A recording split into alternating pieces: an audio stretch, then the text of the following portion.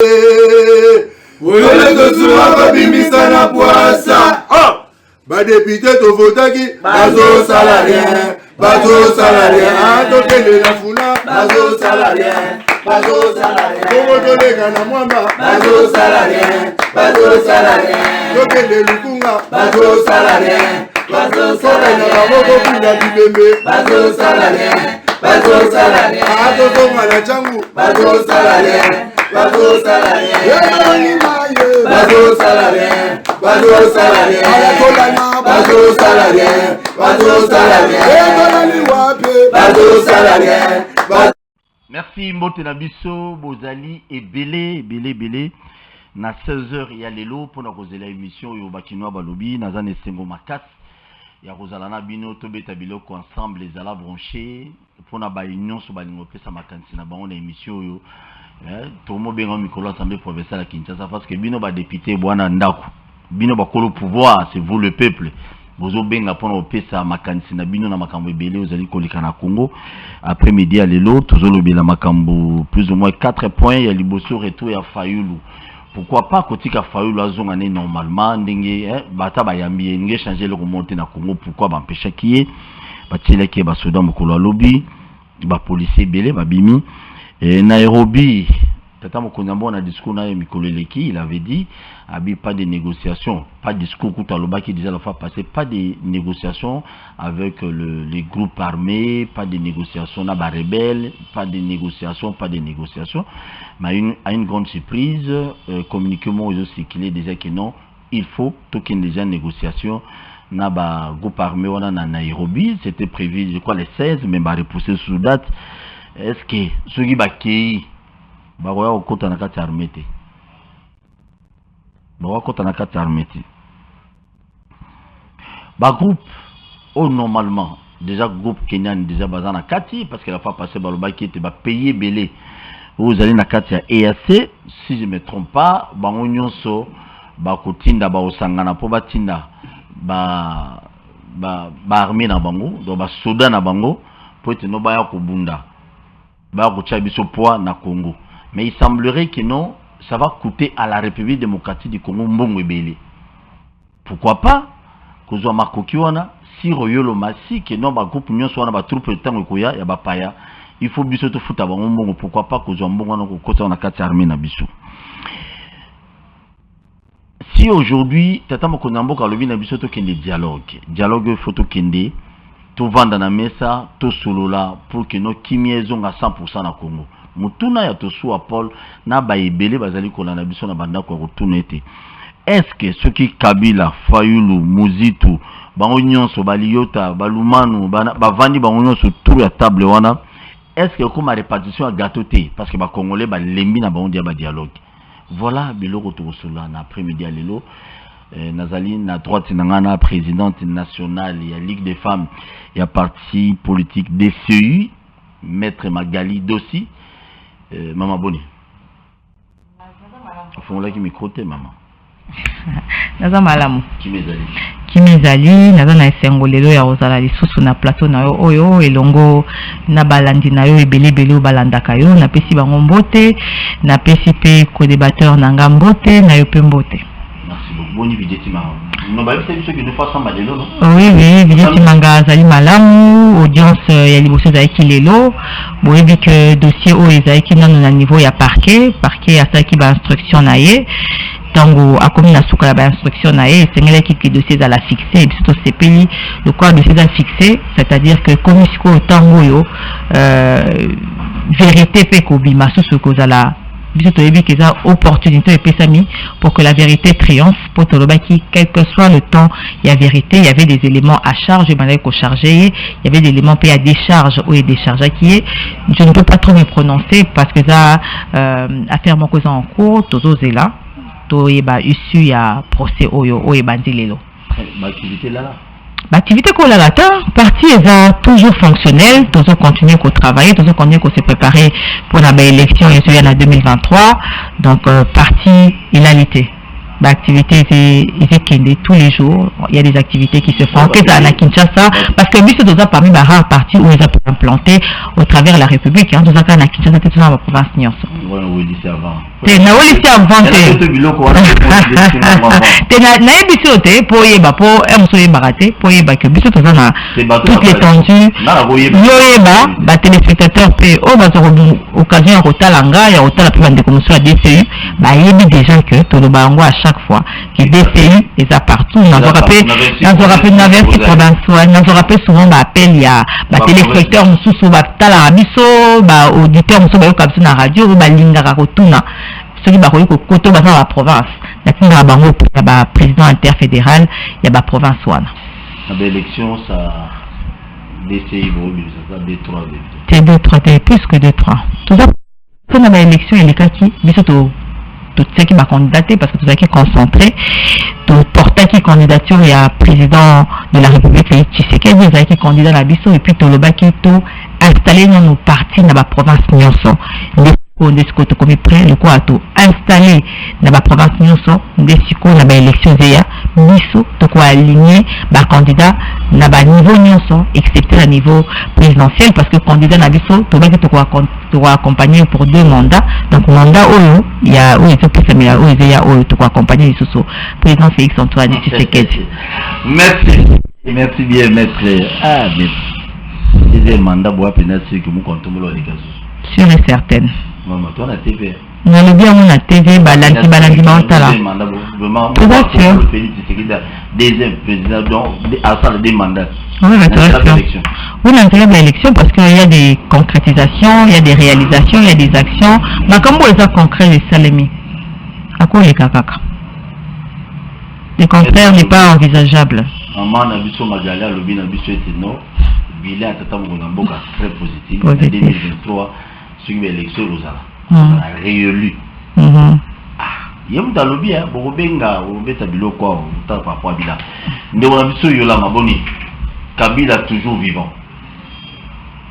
Merci d'abord pour l'invitation. Et Nazobessé, maman débattrice, Maman Magali. Maman Magali, Mbote Ndenge, Pessinga Mbote. Kabila est encore vivant, son Dieu est encore avec lui. Il est là, et nous sommes là pour continuer le travail qu'il avait commencé et qui va certainement achever avec le nom de Dieu. Voilà. En 2023, ce Kabila Tchéliba a relié à président Félix. Bon, quand même, je suis maman le bec Félix un bilan moko positif, mais bien elle va refunga la téléphone et moi je vais le peuple à Kinshasa d'abord va réagir pour téléphoner bisi bango bakoza mutazana bango te anele koza te ko ko nyoso bakuluba mais na ndenge toyebi système ya kopa ya régime oyo na barami na ba my gold na o nyoso bazali ko continuer soki muto alali ala muki boyeke azu papier atie ata aza kulala soki ala muki kende ko voter ako voter pe musuti ako voter kaka na gauche ako voter na droite te parce que na droite mboki bibi. Et donc, ceux qui bazali ko rêver que cour constitutionnel na seni et ko pesa bango ibonga wana ya yekolo na gratuité moko boye, c'est qui se trompe parce que l'opinion est très avertie par rapport à la gestion écolo na régime tout ça lelo.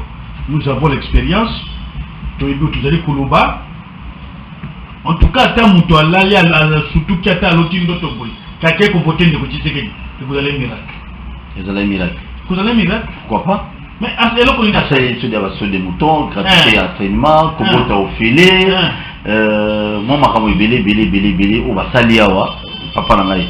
Des fois bino au bino au salaire quitté bon bah au salaire yango. Non, on peut pas. Il faut une libération mais attends OK. Na lingité que yo doit dépenser. Non, na tunion mutuna. Bien que vous allez ko rappeler. Balobi ba salir sur des moutons. Moko toyebi ya kitoko ya 24. Le reste mbongo kindati le 108. Ya kitoko ya 24. O mususu o mabulu ezali. Bana chango ba kubengo ba kopesa rapport na o mibali to miso déjà côté wana tina niveau ya matete o ba ya sosimate awa yango wana lokola mutazali ko denda soki wapi mais ya kitoko ya 24 mais est-ce que c'était nécessaire Batiango, ici que Batiakiango, le reste en Mbongo, il y a maki. Babimisa Mbongo pour Basala, contrôle, na ba député ya UDPS, na ba non député UDPS. On a entendu un montant de près de 13 millions de dollars. Et Kendati Lelo, sans suite, Toyoka Bango, Bazo Yemba, Yewana Moyibi, Kamere, Toyoka Yango.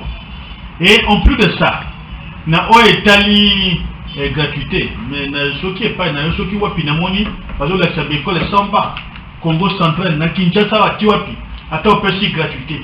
Mais moi, na Soki Azali Kovala ma condition à Malamuti. Moi, na Soki Azali Komate. Même les calligraphies autokomaka Oyo. À partir de l'école primaire. Mais vous avez l'université. Mais dès lors que calligraphie, moi, je vais vendre ma baie.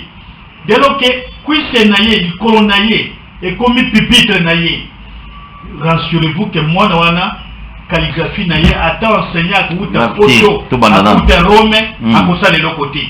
Très bien. Autre yoka va rétro-commission.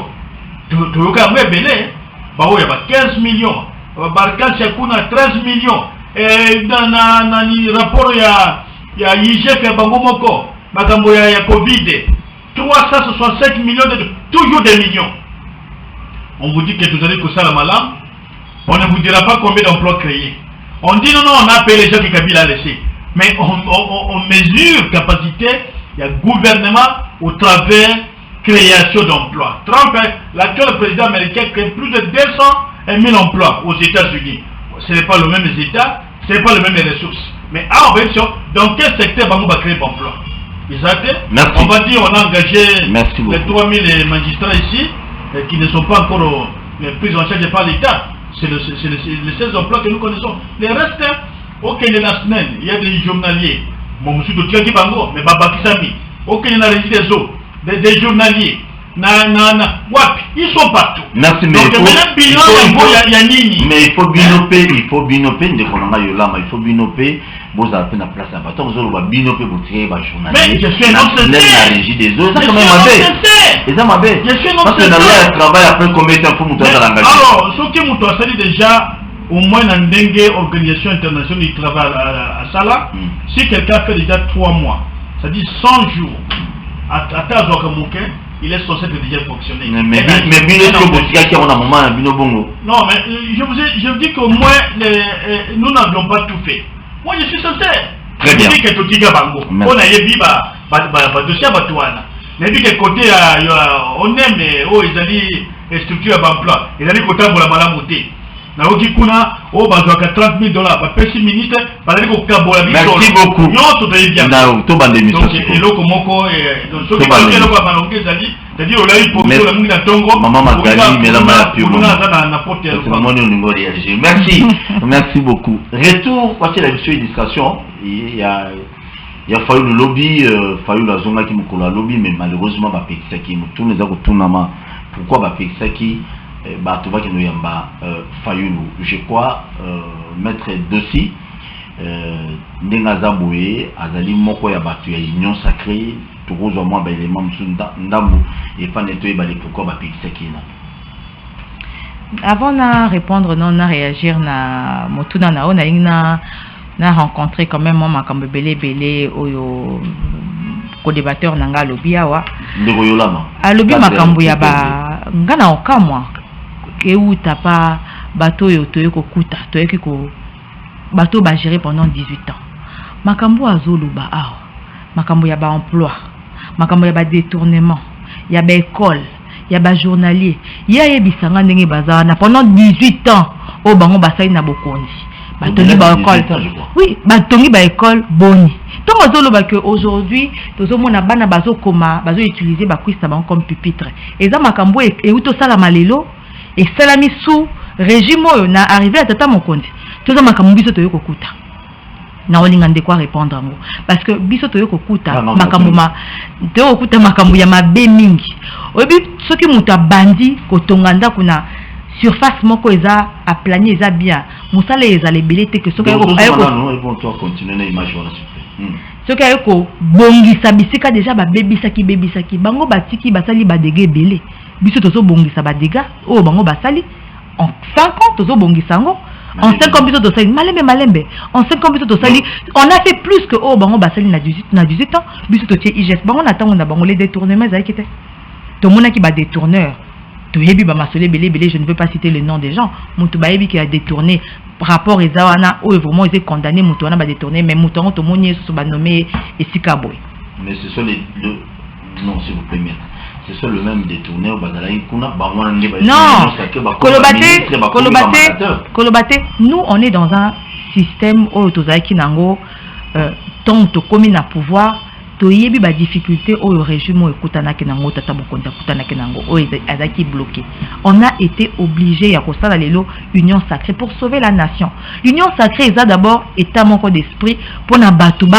Sala musala par rapport à Congo pour nous retomber la Congo pour nous développer Congo gestion mokaza axé sur le résultat yango moni ba oyo ba se sentaki que bango ba koiko et ça qui ouvert à tout le monde ba oyo ba sentait que eux ils pouvaient kokota na vision mokonza mboka ko sala pour na intérêt à Congo ils étaient les bienvenus on pouvait pas leur fermer la porte c'était un message que le chef de l'État avait lancé pour tous les Congolais pas seulement ba oyo bazana politique même ba oyo bazaki baza a politique libanda politique pour ba sala makambu pour na bolamu ya Congo oyo kotombo la Congo ou éco développer Congo parce que tout le monde a dit que gouvernement et les cas qui et baby saki mingi et tozo koka tozo tonga tozo bongisa bisika o ba baby saki tozo bongisa les lois zoloba biso tozo na discours mais tozo na ba discours gratuité o ezali disposition moko constitutionnelle ba boya ki ko respectango ba boya ki ko appliquango biso to appliquango les londongo lobby awa bati bazo bota au félé.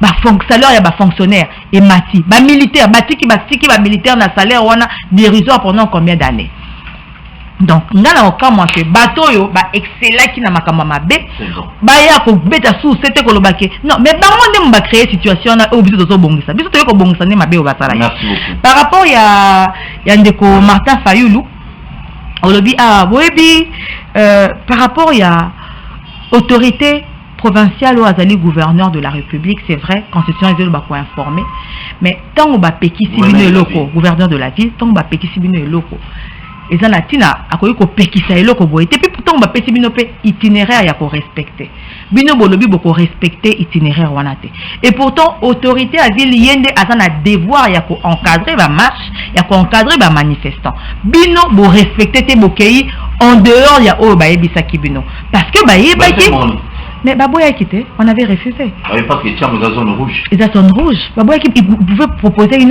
autre itinéraire. Pour Baboya que les gens, Bazora toujours, Babo ça n'aura toujours qu'au se référer à Makambo et les caca avant.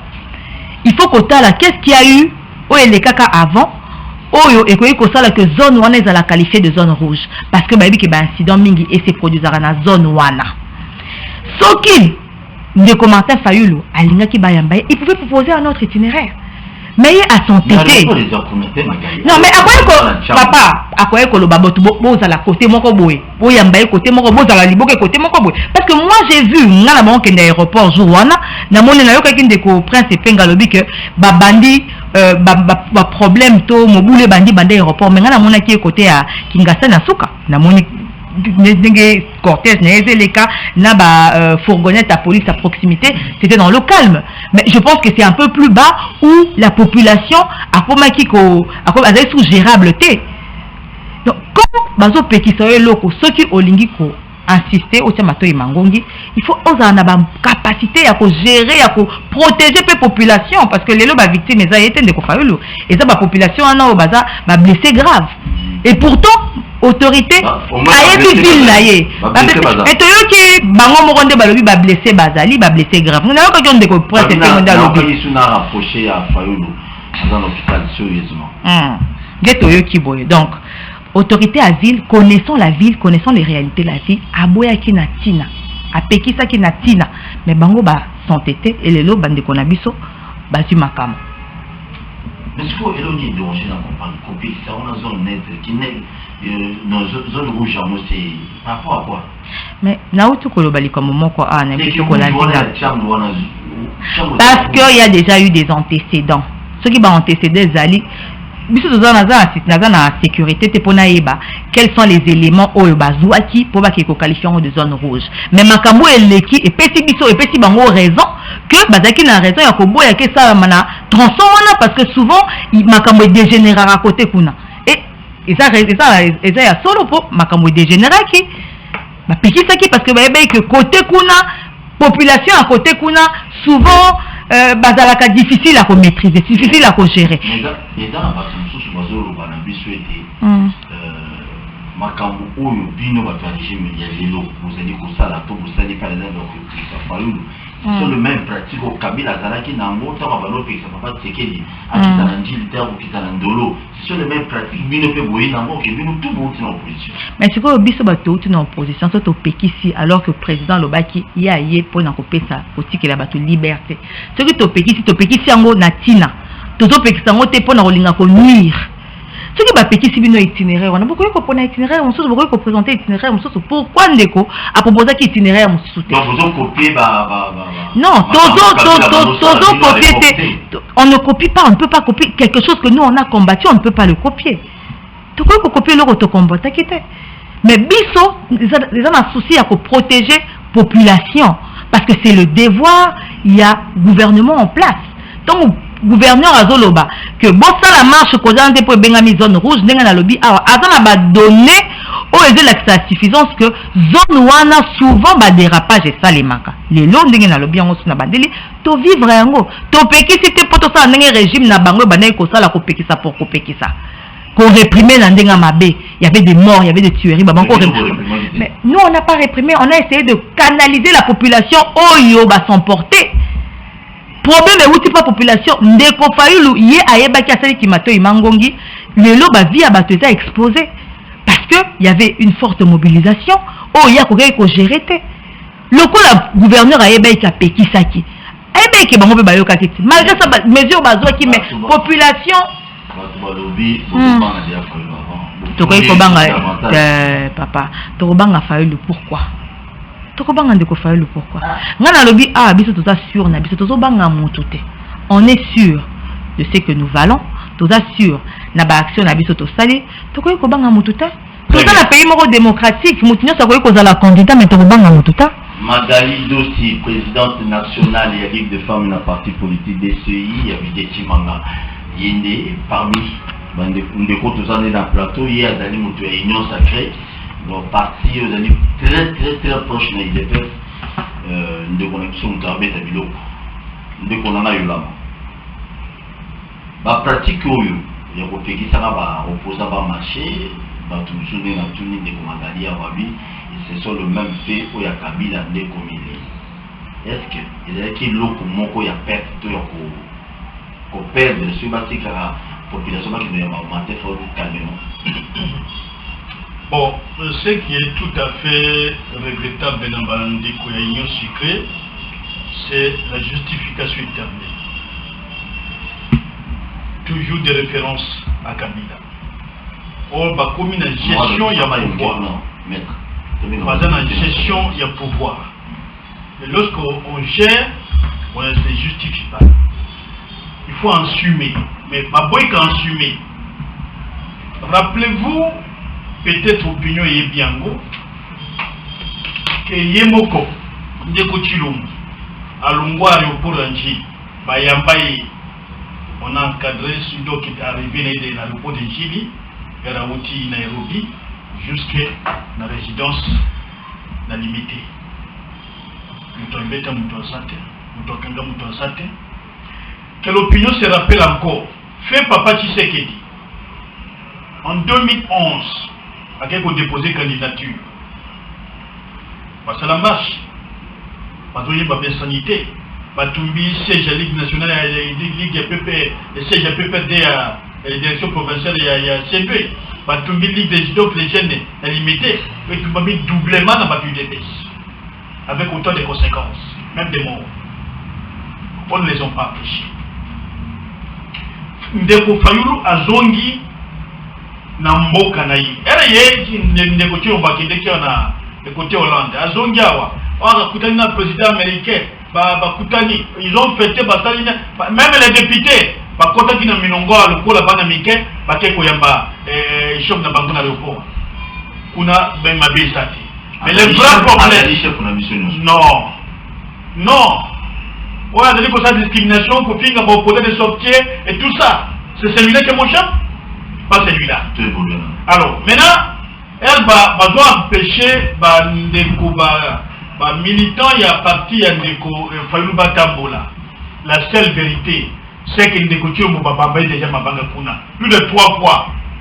La deuxième vérité c'est que kuna balinga kaete na chance zone rouge ya wapi ya likambo nini guerre za kuna te awa ya zo ya mababa Banyarwanda wana na nini hawa yazo mona wana mapete kaka bakongole batambola kuna ya Fayulu bazoya ayambi Banyarwanda hawa o bakomi ko benga Banyamulenge il n'y a pas de Banyamulenge au Congo ce sont des Banyarwanda ou les Kinyarwandophones ayambi bakokuna danger zate mais koyamba donc kotika bandekwana o bandimeli ndeko Fayulu bayambaye et comme zone rouge et comme interdiction puisque dernier discours naye avant Zonga il était trop dur contre les pouvoirs maintenant pour la bango il faut qu'empêcher à sa popularité mais pas qu'empêcher une élection pas qu'empêcher une élection même à ta bazana cour constitutionnelle na poche na série na poche la réalité électorale va vivre yango et nous on s'étonne même tantôt il dit la démocratie tantôt hein non, moi je m'étonne puisque l'argent sur bango bazwa qui lobby. Bolamo bazwa qui lobby na pouvoir na biso. Tout le monde en voit voter. Elle parlait du peuple là tout temps qui doit soutenir l'armée na to senga. Donc baba quatre relations diplomatiques entre Kigali et Kinshasa. Ba téléphone na biso e kendawa. Ah oui les réunions sont beaucoup même na chaîne ah c'était un problème. Ba beti biso. Ba matraque. Mais ceux qui ne vivaient pas, quand on a parlé du peuple, ils ont violé l'hémicycle. Ils ont vu tout ce qu'ils font dans leur vie, c'est la violence. C'est l'injure facile. Il n'y a que ça que nous avons vécu. C'est ça l'opposition d'hier. Mais aujourd'hui, tu as une réflexion, une analyse. Il y a qu'à démontrer que c'est notre pays. Et comme il problème, on réfléchit, outrage. On réfléchit, outrage. Mais finalement, la prison bazali ko lukaba tonga wana, de la prison ko kotsa ka bango. Beaucoup ça bango ndé. Donc kotsa ba prison to biso ko kotsa bango yangwana. Ba tonga ngo bien bien. Bana ba tonga prison. Mais conseil de ministre Lobaki, porte-parole Lobaki, que ba tozo tonga ba prison, to tonga ba prison mususu na ba extension ba prison. Ba tonga ba prison na malamu. Et si ka bango ko kile ko côté là yangwana. O si ka bango. Mais tant que solo bana to biso to ko kotsa bango bino bana. Biso nous c'est nous qui allons gérer le Congo de demain. Bato Kabila sous. Donc mais peuple là zo senga biso to diriger. Boko ndana ko zo senga biso. Ah ndeko yola matika. Peuple là zo senga biso. Ikabaje. Bino na zo na nzela mais papa, mais biso to pesi elenga pouvoir. Biso to sali banzela to toki be école. Biso to sali ba compagnie d'aviation. Biso to créer ba société de transport. Qu'est-ce que nous n'avons pas fait? Nous avons embêté. Combien de banques au Congo Kabila Tikeli Biso? Nous avons 22 banques commerciales et Staline a gagné. Non, il y a moins à Congo, tout y a Congo et Congo. Mais ça c'est un problème d'investissement. Nous avons des hommes d'affaires comme chez bon tu peux décoller dans la bande de quoi pouvoir. C'est un homme d'affaires que je connais, qui est excellent, qui a. Donc il n'est pas congolais. Et puis il a son argent c'est congolais. C'est comme ça. À Kenya il a souffert, il a fait sa vie et il est arrivé. Merci beaucoup. À l'époque du Zaïre, donc on a eu une fortune Yamakas grâce à l'apport et à l'état à maréchal. Bon, malheureusement, banque naye et Kweya. Et Kweya qui est côté du potopoto des conflits. Il y a un cour et un roi et puis ensuite c'était parti. Mais il y a un souci sur l'état qui doit en tout cas pistonner pour permettre aux Congolais créer des banques. Merci. Chef de l'État Lobaki a conçu les Congolais millionnaires, n'oublie pas. Mais avant nous, il n'y avait jamais 22 banques. Pendant que nous étions là, il y a eu 22 banques. Mais Baki Sami, donc il y avait la sécurité juridique des affaires. Merci beaucoup. Donc, IDPS, je ne dis même pas IDPS, Bakonzo Bazo qui décision, il y a une décision moko Yamabe d'après eux. Mais est-ce que vous avez bake basali marché marché senga baki baboy mais bake ko yamba ndeko na bango leader na bango isumuzate après beaucoup qui ne ko déclarer que zone rouge pendant que totambola ki awa to soutenir l'armée to senga ba rompre relations diplomatiques na tikena ba corps secret avec Kigali ba beti biso donc partout ba zone rouge nga complète ka batu. C'est ça la démocratie. Au moins, si on m'a combine au ça na régime de Kabila. Les lots et les lots, ils ont mis là. Les ligues des jeunes peuvent perdre Tumbama à 2 fois. Mais les pas Sonic Afuta, elle va décider qui va tout na commission électorale nationale indépendante. Ah, mais elle va confiter. Baboma qui va tout négliger Sonic Afuta. Oui, bien go. Banjor, Manjoro, Kassongo Mususu. Oya Kufa, Pembe néglige Sonic Afuta. Baboma n'a pas d'opposition. À l'époque, les cassettes sont là. Ma vidéo est allée bénir.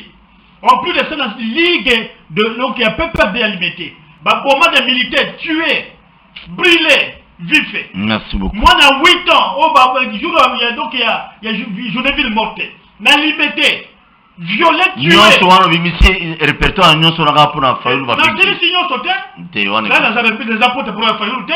C'est un leader comme je le suis. Oui. Mais mon problème, c'est que nous dénonçons manière de se comporter cette brutalité que le régime est en train d'imposer aujourd'hui aux citoyens congolais. C'est inacceptable ça. Merci beaucoup. On a chaque fois que nous avons besoin de diriger Bissou Lelo, Boye Barmambo, Sala. On a dit Kabila, on peut s'appeler les sons à votre régime à Lelo. Votre régime à Lelo, on peut s'appeler sous Toli. Oh non, na régime royal, on a fallu le souya Moïse, souya na naïbité. Ça bien, tu peux gérer bien. Magali, nous vélo. Au commun. Par rapport à Makamebele Bele Nayoki, Nayoki d'abord que Ndeko a nié autorité à chef de l'État, à le bas chef n'a été dans pour naïe président de la République, à naïe présidente. Donc pour naïe naïbité sur la président Moussou, ya Congo. Même sous président toi Congo à la pour naïe, pour nier en haut. Et puis, le but, on se justifie. On ne se justifie pas. On rencontre. Le modèle des Salima. On ne se justifie pas trop, se justifier nanani. Makambo o bino bo sala tong bo gérer pendant plus de 18 ans. Et bani. Ba répression violente. Nani e bani na ba violence. O e conduisant na ba perte ba vie humaine et belé to comme na ba euro lelo ba rossi chimanga ba terrestre. Nani aboma bango. N'est-ce pas le régime? Et ça, biloko il faut kota na bila ya régime passé. Autant plus que makambo ezo le kalelo ezo kota pe na bila ya régime.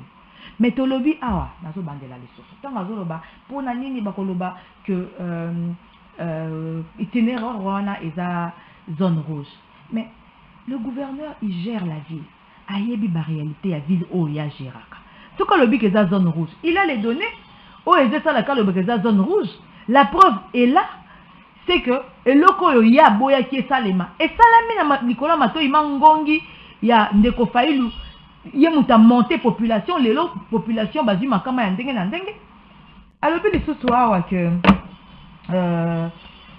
abengi bandeko yo président ya Yambaki Banyarwanda mais yende azo bimisa discrimination parce que le président aza président na été parce que azo la discrimination mais yende azo la discrimination baza ba congolais to ba congolais te ba yebani en tant que ba congolais mettons ozo linga ko discriminer bango yonde ozo la kisake yonde ozo exceller na ko discriminer to bande ko ozo lo bande za Robero Nyaruga. Oui mais baza ils ont quelle nationalité? Parlons peu, parlons vrai. Ils ont quelle nationalité? Ba congolais te. C'est un lobby baza ba congolais to ba congolais te. Attends, je n'affirme pas, c'est la réalité. Tu crois qu'on a inventé monde te awa. Ndeko Robero aza congolais, il a un passeport congolais, il a été plusieurs fois ministre même sous Kabila. Pas en tant que Rwandais ou Banya, il a été ministre en tant que congolais.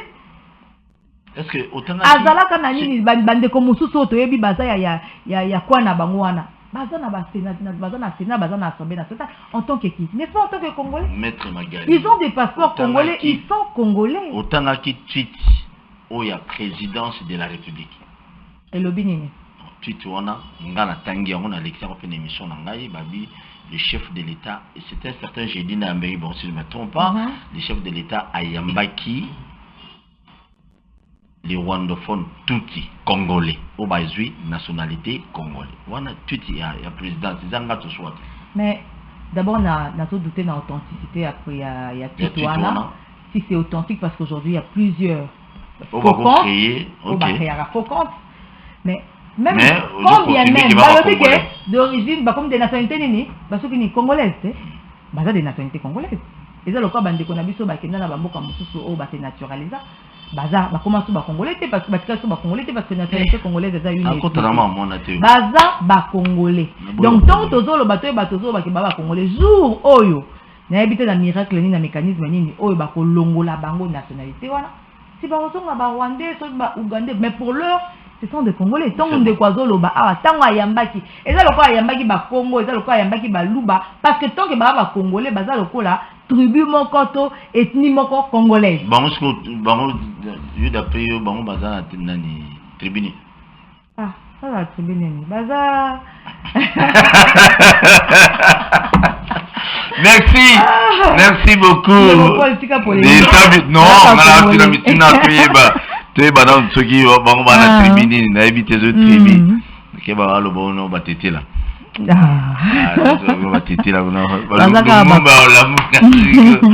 très bien. Deuxième sujet, la négociation, dialogue où il y a République démocratique du Congo, M23 et à Nairobi, je crois d'ici là. Est-ce que il faut aboutir nani? Nous sommes pas nos mamans. Tu es banane ce dialogue on est quoi aboutir nani? Tu es bien noté ndengeni dialogue on est aboutir, mais ce qui est souhaitable c'est que dialogue wana et quoi aboutir n'a qu'au faire raisonner ba oyo bazo agresser biso parce que c'est nous qui sommes agressés, c'est nous qui sommes victimes, c'est la RDC qui est victime, c'est la RDC et Zebungisa et belé à la population naïe, c'est sur notre territoire que ba front ananon se les cas et ça dans le but il y a comme même ba composante wana autour d'une table il y a comme meka kozwa ba tirer ba solution pacifique parce que pour le moment toutes les ba négociations n'y sont ba voix sur diplomatique qui emprunté et même na l'autre côté parce que M23 autobi bien ils à Rwanda bazaka matoi mangongi bazaka na ba position na bango bazo kondika ko bundisa bazo kondika ko boma nde omoni que président Uhuru Kenyatta waza désigné médiateur na EAC aye dans ce cadre là ko kutana na ba composante il y a Congo il y a Mboka na biso les lois qui à recevoir qui va ressortissant à Sud Kivu, il y a Nord Kivu à recevoir président à Sénat, président à Azana moi calendrier na emoko ya sali à recevoir plusieurs composantes de na Sukanango à okuta na président mais biso ce qui est sûr c'est que le président a dit, le gouvernement a dit que nous ne voulons pas être sur la même table de discussion que le M23 parce que biso tozo lo ba que M23 tozo agressé biso donc et que ça absurde que to lo ba que M23 et combattre les Rwanda, plutôt se retrouver sur la même table de discussion. Et plutôt c'est que ce qu'il faut qu'on discute. Et c'est qu'il balongwa batika non bitumba, balongwa non ba se retirer dans ba territoire na biso. Mais après to discuter, on peut pas discuter pendant que bozo agressé biso, pendant que ba résolution nyonso o tozo maki et desimbate bozo kendeka outre, bozo déranger ka ba position à FARDC, bitumba et ça la bitumbo eza imposé na biso injuste.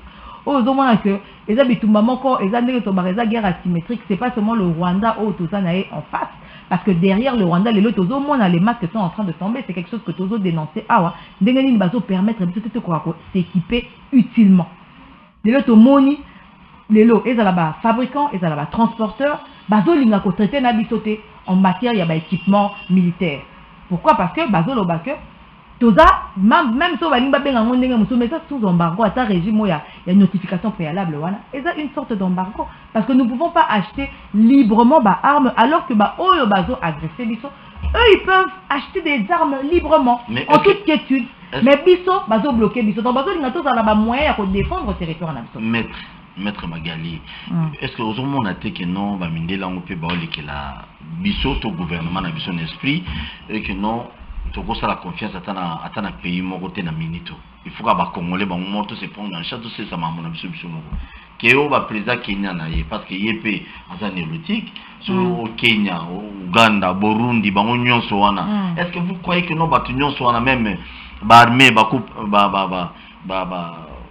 ma forces armées au coup tailleur wana na ba pays wana mingi boni lotiki wana osomona tenge ba la sur la place mon boité ce qui décision chef d'état ozwa ki to banda to beta biloko on monte bangisi mokili alibaba ni koyesu vous ne voyez pas que nous a pas temps c'est tout on va dialogue wana c'est ça pas santé parce que oyebi na guerre nuance bakanga jamais porte na diplomatie na négociation bozo bunda mais ce qui porte mon corps et que ko fungwama pour na ko faire arrêter atrocité aux États la guerre parce que guerre tous perdre tout pour santé que ça malamboka la biso ba o bazo koya ce sont des Congolais et ça malamboka musuti ça malamboka musuti ko ba non to lingité mais ce qui possibilité zali que ya batouana va prendre conscience ba le baba que le bango par exemple couloir moko ba bima on va leur laisser le couloir ba bima pour que la guerre prenne fin mais ba ningolobi awa ba état wana bazo kala ba intérêt na bango il y a pas plus loin que quelques jours awa président Kenya a lobby que guerre ils se faire perdre bango ba milliards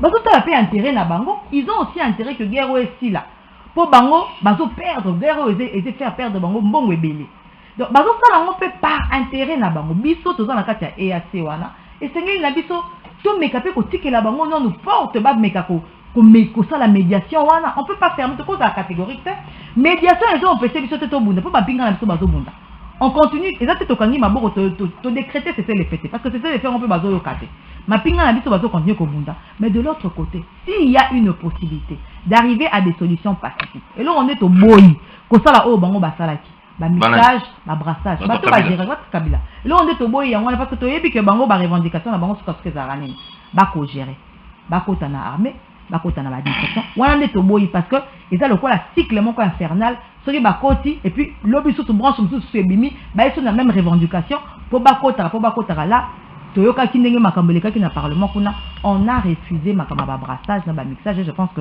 ça toute la population congolaise est d'accord pour que mixage na brassage et ça les malicieux tout so bazana ba revendication musu balingi ba accord moko économique oyo que profiter na bango biso pe profiter na biso oui mais ce que ezali po ba ya sous lobby ba kota na ba institution ba infiltrer armée na biso pour pas affaiblir armée na biso wana titoboy wana ce que vous allez d'accord na maloba ya honorable Nyarugabu faut on mon idée na maloba Nyarugabu wa loba ikene photo keneka na dialogue abisoki bokangi il avait dit abisoki bo meki ko boya dialogue ezali donc c'est un danger pour la République non na lobby awa que dialogue ba boya ka dialogue té non, mais dialogue, il y a des conditions. Ce que le bâtiment, oui, je ne veux pas dire que le quoi est outil dans mon connaît que ça m'a il y a des conditions au gouvernement de sur la table. Bah le va se retirer non. Ce sont des conditions, non? Ça va se retirer ça, il y aura cessation des hostilités, il y aura alcalmie, va se retirer parce qu'on ne peut pas négocier avec des gens. Oh yo bazo yo kate bazo bunda. Et puis tu renégocier na M23 T. Tu négocier na papa ya M23 o azali Kagame. Parce que ça Kagame monde mtazo ato armé bango et ça Kagame ndé azo manipuler bango ça Rwanda ndé azo agresser biso. Ndeko nazo ninga ko insister na ko dénoncer ba injustice o biso toto subir. O Congo eze subir. Na embargo o injuste. Ata baloba ki eza embargo té notification préalable. Mais c'est un embargo parce qu'aujourd'hui on ne peut pas s'équiper. Bazo mona que nous sommes agressés au lieu de nous faciliter la tâche.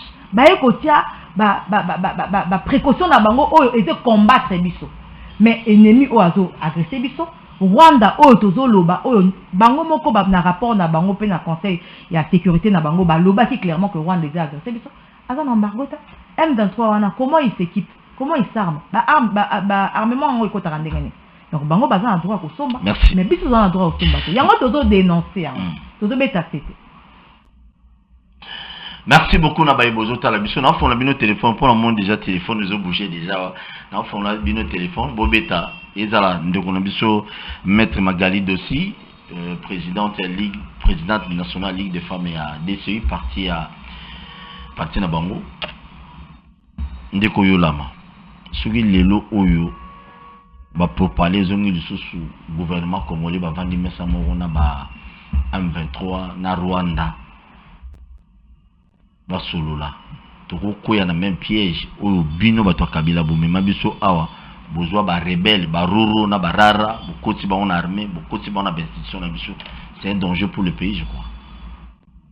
Bon, on va permettre d'abord la zone de la moquette Bandeko, Nazonga Mouké,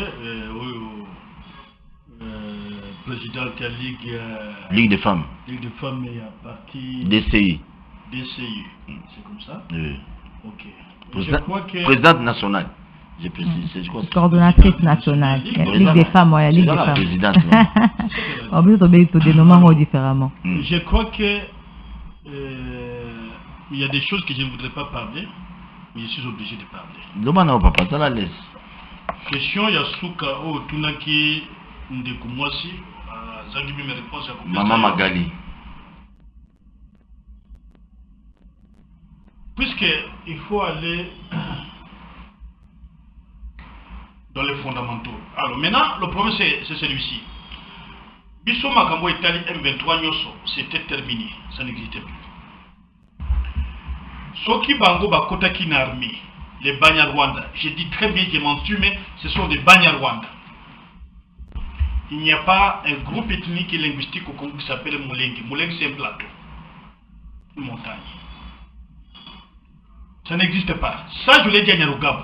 Si elle ne peut pas dire, moi je l'ai dit à Nyarugabo. Oui, face à face. Je l'ai dit, nous avons tourné des éditions avec lui. Ah, okay. Il fait professeur Bioya avec Madame Sonia Loukoussa sur digital.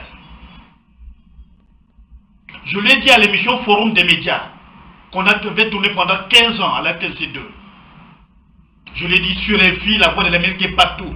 Ça, c'est pas quelque chose qu'on va me reprendre, qu'on va me pousser à le dire aujourd'hui. Na Loba Yango. Prophète. Et je continue à le dire.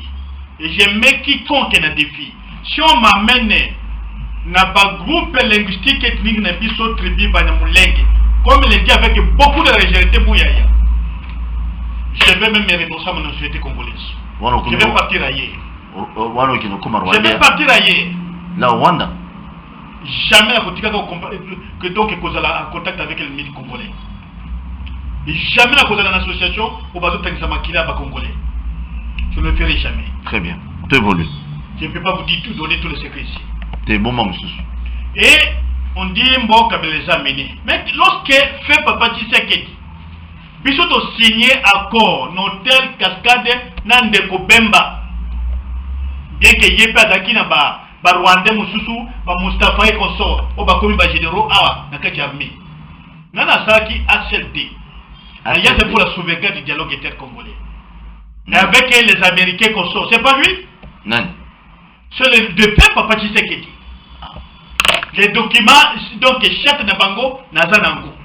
Et lorsque vous lisez le dialogue, donc, la résolution du dialogue intercongolais, on n'a pas dit qu'il n'est qu'au trier, Zouandam ou Tikandam. On a dit on intègre les gens tels qu'ils seront présentés. Et à quelques jours du dialogue intercongolais, on déclare qui était le chef où il y a RCD débarqué. On a Oussoumba qui était le chef où il y a RCD débarqué. Ma propriétaire y a RCD Babibi.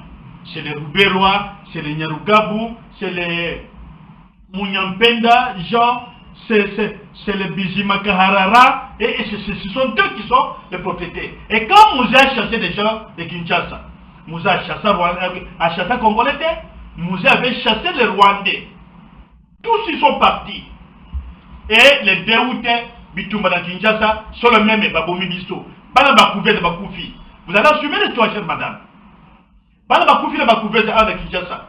Bakoufi dans l'intérieur. Partout il y avait du courant. Il a fallu un mécanisme pour le groupe électrogène dans l'hôpital pour qu'elle vive. Donc, Nandenga Yambi Bango.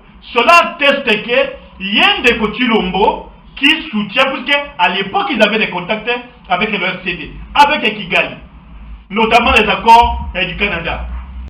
Après le dialogue intercongolais, Feu Papa Tshisekedi est passé à Kigali et il passa les troupes rwandaises à Kisangani en revue. Lorsque pas à Kisangani, Télémi, Rwandais, Boma, Bango. Guerre à Kisangani, on n'a pas dit que la balle Moulanga. Guerre à Kisangani, c'est la guerre entre l'armée rwandaise et l'armée ougandaise. Batra, c'est ça qui est le Bamu. Qu'on ne fausse pas l'histoire. Et Batra, les gens qui tirent, qui ont tiré, qui continuent à tirer, ce sont les Banyarwanda. Et on veut nous amener, non, ceci, cela, tout ça. Il n'y a aucun discours. Et Bangoana, il n'y a aucun discours de haine. Haine de qui contre qui? Moi, j'aurais souhaité même qu'à niveau du Parlement, pas vraiment résolution que tous ceux qui sont passés par le RCD, Ozu Mbata, Ozu Kinke, Ozu Mende, Ozu tous les restes là. Nambata. Hein? Nambata. Même Mbata est au RCD. Mbata est au RCD. Le vice-président de l'Assemblée nationale, c'est un ancien du RCD. C'est Sanga est au RCD. Ils sont nombreux. 21 000 $. Hein? 21 000 $, d'après RCD. Il est au RCD. Ah, maître. Il est au RCD. Non, 21 000. Il est au RCD. Donc, Nalinga qui n'est pas sur la résolution, que oh non, sur la trahison Congo. Hein? Kangaye, par exemple, 10 ans de prison qui ne soient pas éligibles. Et là, quand on Rwanda, 6e le Congo. Et la plupart ont des femmes tous des Rwandaises. Après, on va vous dire ici, nous avons la guerre contre le pouvoir du Rwanda. Mais les gens qui ont les armes, ce sont des citoyens rwandais qui ont des armes. Oh, Boma na Kinshasa, je peux vous citer un avocat qui avait échappé, Maître Louko, après notre émission Forum des médias. Quand on dit Nanda Bakage, ce qu'on a le moins manqué cité, mais la chère qui n'a pas l'histoire d'ici Katana. Puisqu'on a dit que ce sont des Rwandais. On a enterré des femmes vivantes. Des femmes vivantes. Bazu ba kulina bango na kiwanja na wana kale lilote. Mais papa, donc oya kufa kala za mutute, oya lelonda za mutute. Nazo tuna te pa oyeba. Ba bomba. OK. Bango de baboma. Lugo chité. Na video mususu na bimanjo na yebe bezali et pas mettre moko. Na bazo tia bazu banzete abazo tia basi. Na parti génital na bango. Et vous me demandez aujourd'hui de dire ce sont des Congolais et on me donne une autre identité. Mais qu'on nous donne les noms des tribus. Parce que quand on parle d'identité là, on sait qu'un OTT là, c'est la langue OTT là. Quand on parle de Luba, on sait qu'un Luba ou une Luba, la langue c'est le Tchoulouba. Quand on parle de Nande, on sait que Nande qui n'a. Donc, tous les groupes ethniques et linguistiques à Congo sont identifiés par rapport à la langue et la bango. Vous trouverez un Congolais aux États-Unis d'Amérique, même au Brésil loterie. Parce qu'ils ont créé une cité pour le Bisous pas droit exceptionnel plus que les autres. Mais Nani a menacé Bango Nande et Bazaki-Wana. Qui les a menacés? Puisque tu as dit qu'il a mis tout Kabata Bolaga, Mandoki et Zalaka. N'a mis tout Kabata Bolaga. Mais c'est normal. Mandoki, Balaga, Mandoki. Moutounion soit côté de la sécurité à Vinaï. Naya, on est Makolo. N'assemble Wapi. N'a mati du Kolo. N'a pas dit mais toi qui es dialogue. Alors, maintenant, où est le dialogue? Moi, je crois que ce sera une faiblesse et abonnée pour le pouvoir. Puisqu'avant chef de l'État a fait la déclaration, on suppose que la déclaration n'a rien et ils allaient analyser dans le niveau service de sécurité. Ils allaient analyser dans le cabinet. Ils allaient analyser même dans le cabinet qui a combattu. Or, dans le Toébi, à Balobi, nous combattons les Rwandais. Mais dans le gouvernement actuel, il y a des Rwandais. Gouvernement Oyo, Rwandais Badanakati. Mais à nous, Rwandais, le gouvernement. Puisque Baroubé va dans le cadre d'un dialogue inter-congolais, mais Oyo Bazali les lots Baouti dans Zelani. On va dire qu'on menace Biso Mikonyoto, qui est Makoboma Biso. Baouti Wapi. Baye un mécanisme ni. Merci beaucoup. Donc le dialogue, il y a un dialogue, vous allez pour la Bango. Puisque, tout ce qui est, en dehors de la relation Rwanda et Ouganda, à la communauté des États d'Afrique de l'Est. Afrique de l'Est, c'est des pays essentiellement nilotiques. Et au Kegaga, au Kekomitique. Or, des matchs à Kigali, ils ont besoin de m'appeler, ils ont besoin de mon territoire, mon Babengi, tout Silang, où il va regrouper tous les Tutsis, Babandikuna. Et c'est la démarche qui est soutenue aujourd'hui par les Nations Unies au Badoloba, vous devez les accepter, vous devez les intégrer. Mais on les dirait pas aux États-Unis. Bateau Mexique et Bayaka, Bateau pour la frontière, aux États-Unis d'Amérique.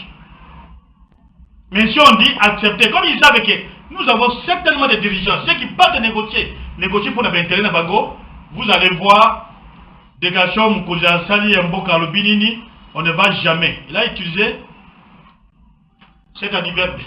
Jamais. Nous allons voir comment, après la table ronde, qu'est-ce qui va arriver si son chemin sera maintenu. Et il a dit, c'est un groupe terroriste. Nous l'avons appuyé. Et nous avons dit, quant à relation, il nous avait rejoint. Il a dit, comme allons au front, nous l'avons appelé, Betty Bisso. A frappé Bisso, a chicoté Bisso. Parce que nous avions défendu le code national. Maintenant, ces négociations vont apporter quoi? Il part dans un groupe où il est minoritaire. Qu'est-ce qu'il va faire? Entre-temps, va conseiller Naï. Certains sont soupçonnés d'être le même Rwandais. Merci. Comment il va s'en sortir? Ok, non, osons continuer. Maintenant, c'est que, étant bandimi routine de la biso, soda pour baya côté la biso pour tout bunana barwandé. Est-ce que l'État congolais, c'est l'État congolais n'a en charge, ou bien ils allaient pays n'a pas en charge? Mais pays n'a pas de problème. Parce que qui mettre Magali à lobby, à président Kenyan, je crois, à lobby Teno, ça, à Bitumba, nous avons coûté biso, millions, de coûter milliards. Papa. Donc l'État congolais, il y a eu un accord qui a été signé pour que ma troupe ne pas. C'est le pays qui demande l'assistance, qui paye. Le contraire, ce sera du mensonge. Le Kenya a déjà développé l'activité bancaire en Congo. Le même Kenya va trouver un gisement minier le Kenya. Le même Kenya envoie des militaires ici. Non, moi je prends en charge pendant que lui-même n'est pas naïe. Assez à bon matin, soldat, il y a pas force somalienne, on recrute du aux forces d'autres pays. Si c'était pris en charge par l'Union africaine, on peut croire que l'Union africaine peut mobiliser. Moi, mais l'État qui a besoin de la sécurité prend en charge. Et Bisso Poto doit payer. Na outil dialogue était congolais. Et là, on peut-être opinion Bossanak. On nous a imposé un code minier. Au Boyokaka. Nous avons, dans ce code minier, c'est de plusieurs tonnes et minéraux, va suivre. On va désigner par entreprise qui travaillait tout aux alentours, tout ça, va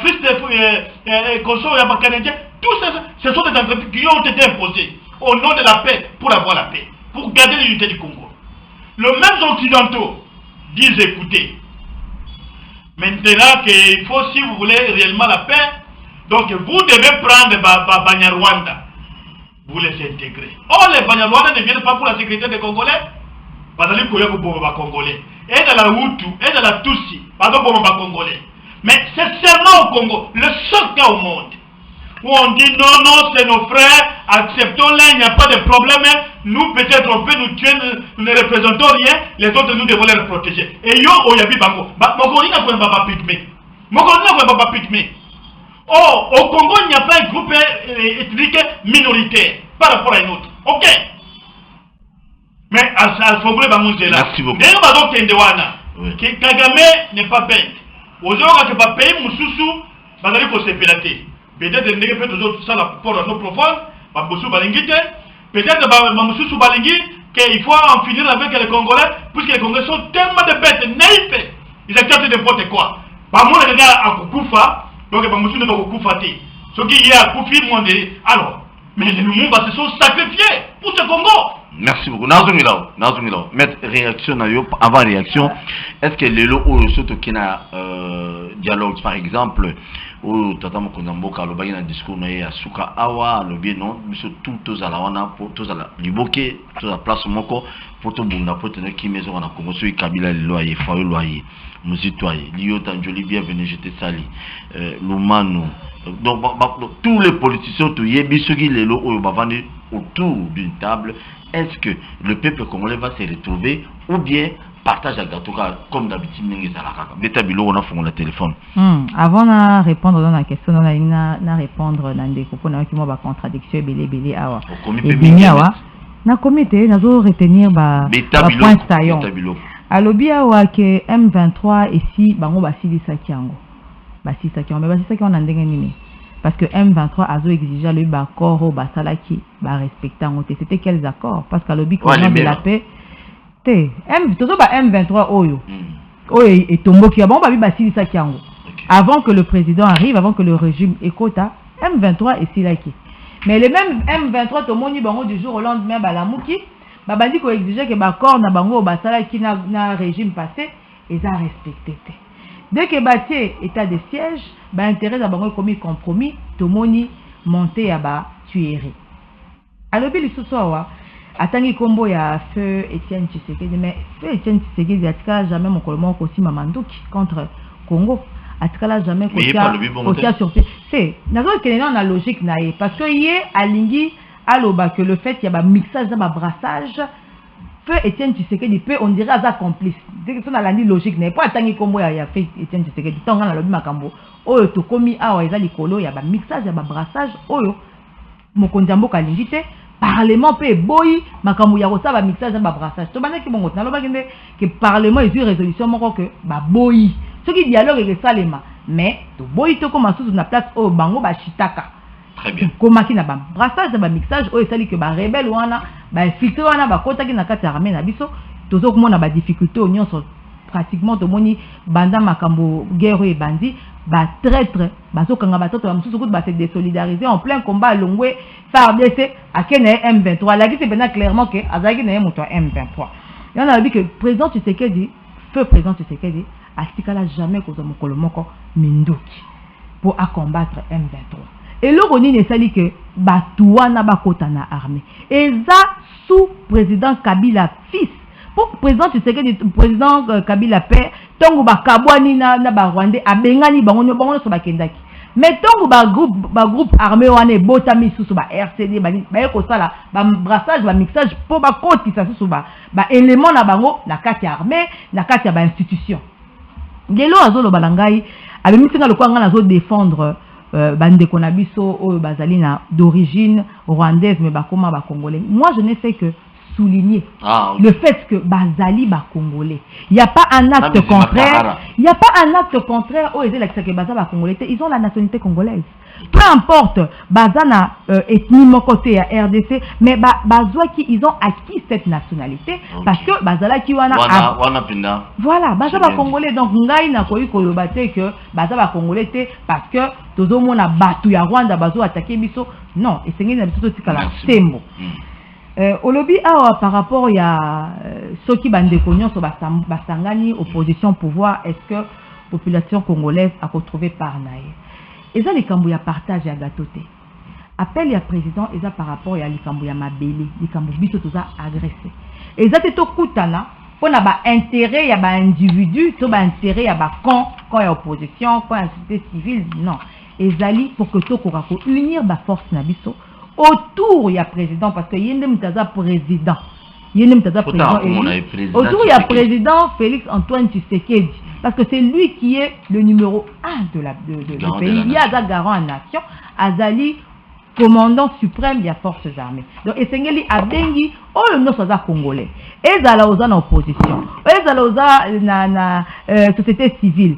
Ce qui y a congolais et que tu veux combattre pour ton pays, au moins que ça n'a pas port, mon corps, c'est mais que ça n'a pas tout partager pouvoir. Merci. On est commission comme ma partage pouvoir, on est comme ma cambo, il y a intérêt na bango. Bazolinga cause ba positionnement, ndenge ba mesana et puis c'est le Congo qui va perdre. Oh eza appel il y a moi na nyonso a moni que mère patrie na eza attaqué, moi je peux faire quelque chose, on peut s'unir, trouver des solutions, mutaye na part na ye, ndete aussi solution moko efficace et pérenne. Merci. Partage à gâteau toté, c'est qui qui non bouquet na dialogue mbalo.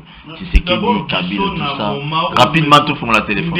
Chilombo est vomi la population. C'est le moment qu'il faut le faire partir. Est-ce que nous avons intérêt que tout dans le gouvernement nous allons lui donner des béquilles politiques à Banakotambola pour Moïbi, pour Bomekolo, pour négocier par accord, tout ça. Et ça va bien que vous allez compléter sur le Congo. Nyongo et Zaki, et Silaki a dette extérieure, ce qui est l'autre na chaîne à dépenses. Si on vous cite plusieurs chiffres, vous aussi Mbabutu. Ce qui nous dégoûte, c'est le deuxième mandat. C'est-à-dire qu'on voit qu'on peut mettre 50 milliards de dollars. Mais bon, on commence à qui est Benakati. Et nous vivons ça tous les jours. Alors, ce qui bango bamoni, je continue à le dire. Na oyetali bandekwana, vous pouvez dégager et vous déclarer. Mais il y a chaque jour basé dans le gouvernement. Bayaki dans Zélani. Puisque ceux qui ont ça accord, oh, Rwanda pas dans le gouvernement. Mais dans cela dit. D'accord, on va s'agir dans gouvernement na bino. Alors mais c'est comme ça que j'ai dit. Oh bah y a qui dans le gouvernement, oh y a la transition, dans des élections, bah y a qui dans cela dialogue inter-congolais. Mais bon bah côté awa, bah y a dans cela dit. Bah quoi dans cela dit. Non, écoute, même accord au bout. Ils n'ont jamais fait partie à l'IRCT. Bah y a dans cela dit. Très bien. Bah y a dans cela dit. Donc bino pas d'accord. Aucun dialogue. Kabila aucun dialogue. Nous n'avons aucun intérêt de donner une chance à M. Tchombo de se représenter. Parce que l'élection il n'y aura que deux possibilités. Soit enrôlement bâclé, soit tricherie déjà, qui est déjà organisée, du fait qu'il y a déjà les vieilles, il y a fonctionnement même enseigné, il y a cours constitutionnel. Que dès que va déclarer, système à cause de PMP, c'est pas une mince affaire, j'ai été aux élections pour que j'ai moi les 200 sur les 2987 bureaux à Kunga. Pour que j'ai 200 donc PV. Mes hommes ont souffert. D'autres ont donné de l'argent pour que va privilégier Bango. Et donc ça ne sert pas facile dès lors qu'on les déclare, dès lors que votre paix comme électronique. C'est-à-dire ils vont s'arranger, tout le monde a petit à partir du palais, à ton d'ici il est élu. Et Moussou Bakozala élu avant même depuis la compilation et c'est le même ici. Merci beaucoup. Ça nous connaissons ça. C'est pourquoi nous disons nous n'avons aucun intérêt à accompagner M. Tshilombo. Ici nous défendons le Congo, ça c'est un problème à part. Okay. Mais alors, de commencer à lobby, c'est ceux qui vont on va laisser les ouvertures. Mais si nous faisons ce que les défenses faisaient hier, pour négocier avec Kagame, nous, je traverse la présidence, je suis à Kigali, et je serai chef pour les belles. Et M. Tshilombo va négocier avec moi. Mais nous ne le faisons pas, puisque nous sommes des nationalistes, nous allons continuer pour ça, Moussala, au Melumba, à Tigana Kachako. Téléphone, il faut moi, mais au Bengue, peut s'allier, sinon, qu'on va mingi, c'est pas tout ce qu'on a minute à mouquer, n'a pas minute, tout repère, ça va de répondre des bino, sur le lobby, sur le Bengue. Qui est volume à télévision, au Pessilican, sinon, appelle à l'Imosso. Maman Dossi Magali, Beta Biloko. Allô, bonsoir. Bonsoir, Papa Paul. Au Bengue, comme on a dit. Oui, la pasteur, comme on a Noé. Oui. La Bengue na Mbinza. Mais, Nazana Makambo belé pour la Koiloba, c'est la population congolaise, peuple congolais, et puis, na ba politique, ils sont à Congo, mais, quand ils ont Kaezamuke, naza politique, naza pasteur. L'obéissance, au colo, l'essentiel les abois. Nazo répondre na papa Fandiwana. Papa Yolama. Ok. Nalikamba papa Martin Fayulu. Papa Martin a fait ce discours makamami sato à lobby. À lobby, président Félix Azali infiltré Rwandais na Congo. Aye koloba susuke tokene na dialogue. Aye koloba susuke yé ce qui va passer pouvoir à construire armée moko solide. Papa nangai. Papa oya fani na nani wana. Na ko biso vérité que bino ba politicien à Congo bozo troubler biso peuple congolais bolingi biso te. Parce que na moment oyo que ça soit président Zamabe, que ça soit Zamalam, et ça na litamba Félix T.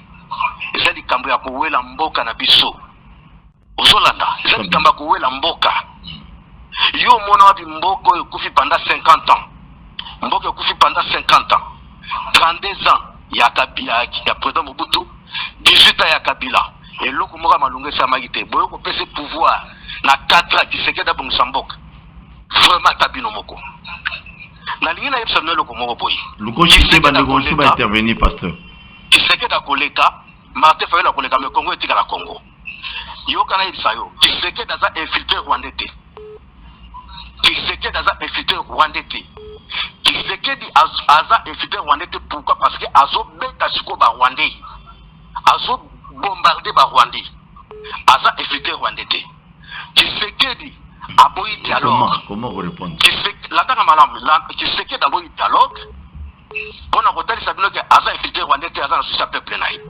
Et puis, Aza président, il a du pouvoir dans ma kilate. Aza président, il a du pouvoir dans ma ndukite. Merci, pasteur. Batubusuba Binga, pardon. Nazana Makamba, le belé, le roi de Katana Fandiana, mais Comment kati na problème ezate? Non, ba tu musu ba bien. Répondre mi seconde kaka. Na ata mukolomo na plateau na yo. Merci beaucoup. Bien na prémission tout ça la programme. Na ata mukolomo na plateau na. Pardon. Pasteur Noé, merci. Pasteur Noé. Rapidement, tout y a maintenant on appelle. Non, minute. Pasteur Noé, je risque de mettre les doutes que vous avez ensemble. Puisque vous avez une passion dans yo. Kabila a tiqué armée. Vous ne me direz pas que le président Kabila n'a pas laissé une armée. Armée et Bataka M23. C'est l'armée que le président Kabila a tiqué. Oh, il y a Mamadou Ndala, général Baouma, général Olenga est encore en vie. Le débat Koufa. Je connais Bao na Kenda Tina terrain. D'ici peut-être, il y a un comité même na prière na yo.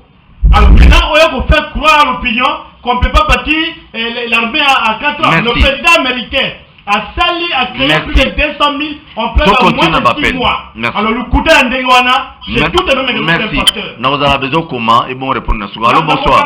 Allô, bonsoir. Allô, bonsoir, Ndeko Paul. Oui, maman, bien là, comment on a? Nabe. Oh là là là là, il est parti. Monia. Pasteur Moulimo, il est qui a mon katana bapel à Batumsus. Non, il faut trouver la besoin au commis et puis on réagir après. Naïbi, comment fonctionne? Vous avez un maître Nengezana. Alors, la plaidoirie. Allô, bonsoir. Allô, bonsoir. Il y a un volume à télévision qui sort à ma camisée. Oh, il y a des minutes. Volume à télé, n'a pas de chaos. Oui. Hello,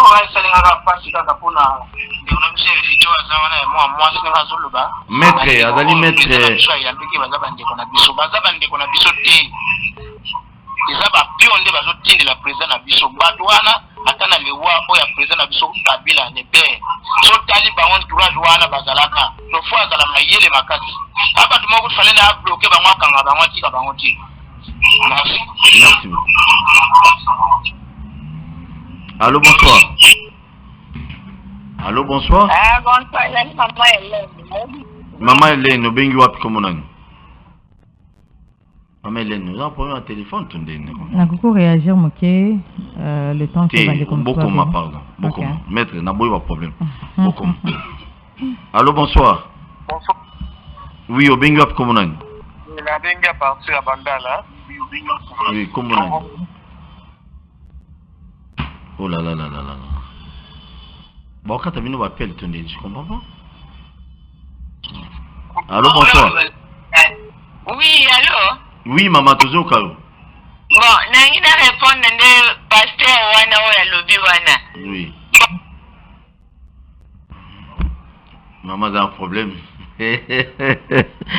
Oh, batayola mateboui. Allô, bonsoir. Allô, bonsoir.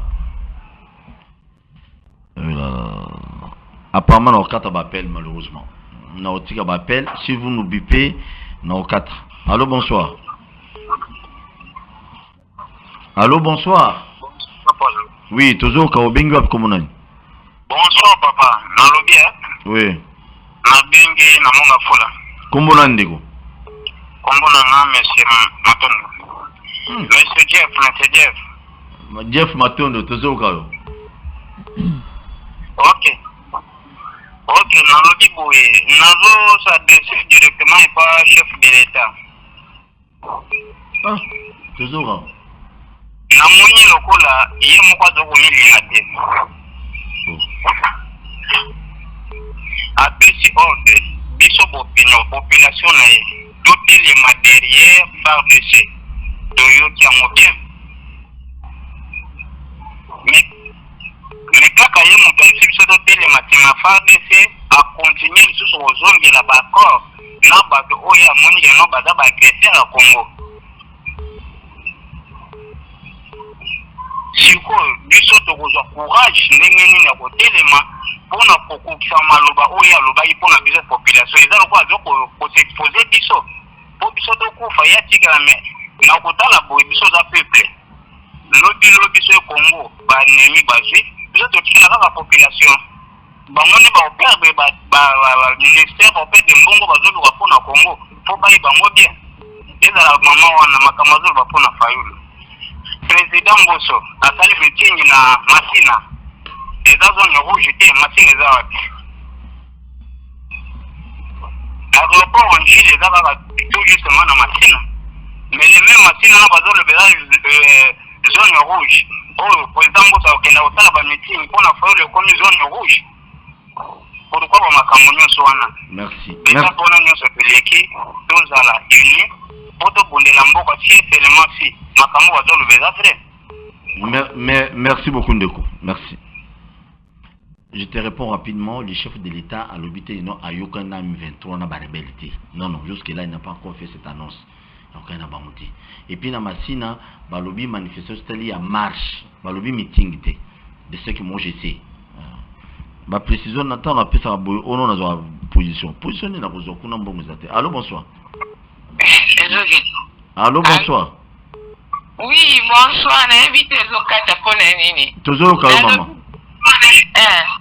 Nalobi boye pona pasteur oyo auti koloba na invité ki pasteur ne soki eza ya ndenge nini na leo mokonzi ya mboka alobi ke unité ifatala nanu na mboka wa façon ya kodirige na façon tozovanda biso na bakongolais eza ndenge nini na leo bazokangaka balider ya politique arbitrairement siko bakoki kotala te ke babimisa basi mosusu wana oyo bakangami arbitrairement babimisi comme ça po bato bakangami wana baza pe na bato na bango bakosensibiliser po bayeba unité ndenge ekozala mais bango bayokanga bato arbitrairement sikoyo bato bakozala ini ndenge nini et puis marche ya lobi bareprimande yango eza façon moko kaka ndenge basalaka ndenge akala sikoyo boyebisanga bato afayulu bakoya ndenge nini baya kosangana bango nyonso pendant ke marche bareprimande yango mais nakoyebisa mwasi wana ke marche wana ereusisaki babangaki batindi bapolisier mpo bayebi ke fayulu aza na popularité mais malgré basali bongo bapolisier bayambaki ye makasi marche wana esimbi mpenza na ndenge ya kosakana te donc fayulu aprouve ke aza na popularité inutile bango baignore ye. Merci beaucoup. Merci beaucoup maman, merci beaucoup. Olobi bazokanga ba opinion mususu ba leader politique mususu be fraction. Non mais mususu aseli mamba seli mabe. Mais ceux qui ont commis une injustice, là c'est on de boulueki. Tobeta biloko bien ngana bino. Allô bonsoir. Obengi biso comment on a na katia. Na bengi na komina mungo sola. Kitia volume ya télévision de goto sola rapidement. Comment on a trésor hein? Trésor volume ya télé na yo, volume na no télé. Oui, comment on a trésor? Na linga tuna kaka pona benfitre na biso o batondi ana mboka na biso est-ce que pona kopanga bango parce que problème c'est les cas hospital kuna ba député bango na bango bazo soana bazo wela kuna ba na bango basala kuna est que muso asala groupe na ye ya armée na ye batimo ba diamo muso buni mais batika sana ko bakanga bango siko loko ni ezanga pona kopanga benfitre nyoso batondi a parce que ba débélé. Oui, merci. Merci beaucoup. Ah oui, hein, oui que si les lots, bon, je sais sûr, Ndekonangai Magali va nous répondre parce que ben filtre mbo sur le baka on a tiré les lots, non tout le monde a tabakangata député mort. On ne sait pas pourquoi. Le moment tu vas couper. Allô, bonsoir. Allô, bonsoir Paul. Oui, obengi wa piko mona Ndeko. La bengi non zone kombo na ngai junior. Ndeko junior volume à télé zo déranger biso. Kitsa volume à télé. Na kitisi beta biloko na lobi boye ndeko belwa ndiko ndikozali pembeni ana nani ya mobali wana bokombo kimi Yolama Benoît Yolama tete bino kabila bumi biso fo vanda kimia nyelama vanda kimia biloko koya vanda kimia. Merci. Kala fatindi ngazo sana.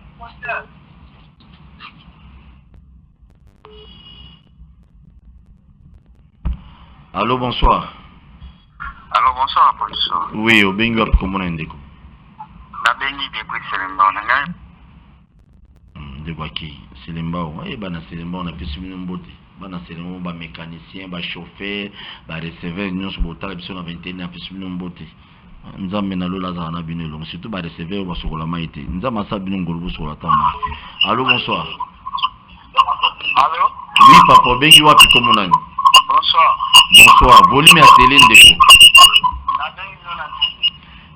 Ok, toujours comment on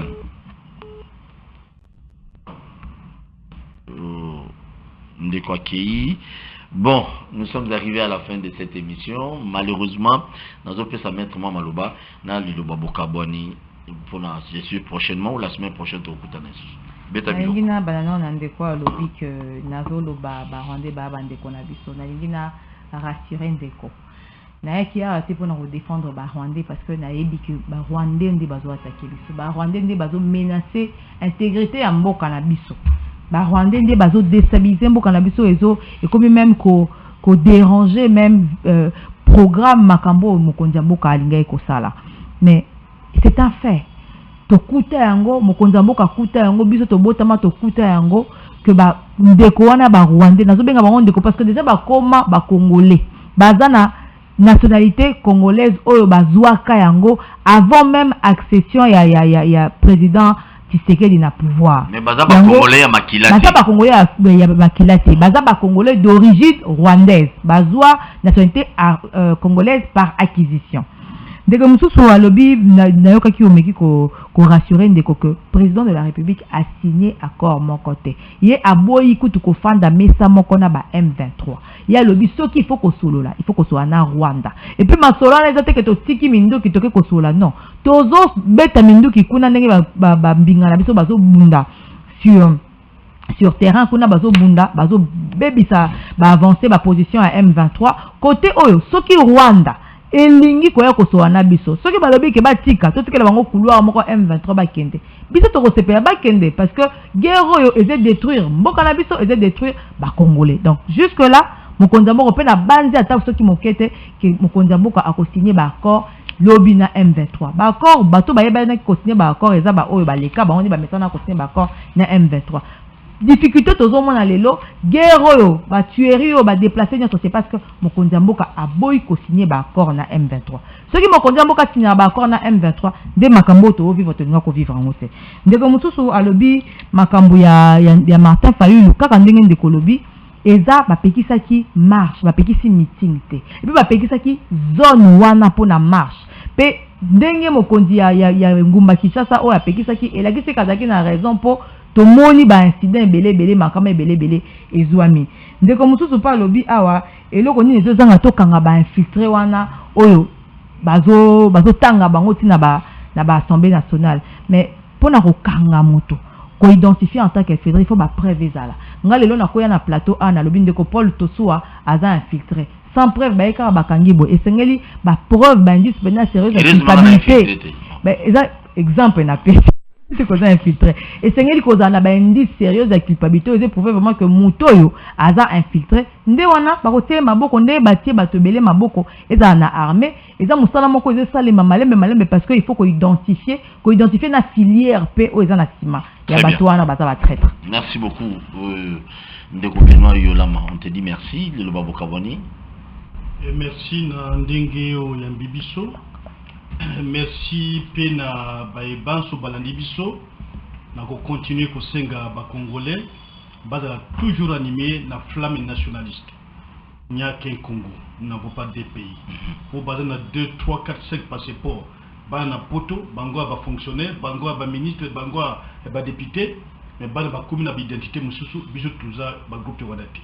Nous aimons notre pays bana na biso bazana Kinshasa bazana intérêt ya mboka toujours tanga na ba condition wana ou balobi ya gratuité wana ba classe pleine mais il crée ezozanga na ba enseignant mais biso toyebike communauté ya état afrique de l'est wana ndeko sauver Congo te Kabila lobango na 2015 donc biso toki ko jamais liberté ni en Orient et ni en Occident. La liberté, la paix, l'unité, c'est une affaire de Congolais. Donc il y a un biso mutakosala na place na biso azate.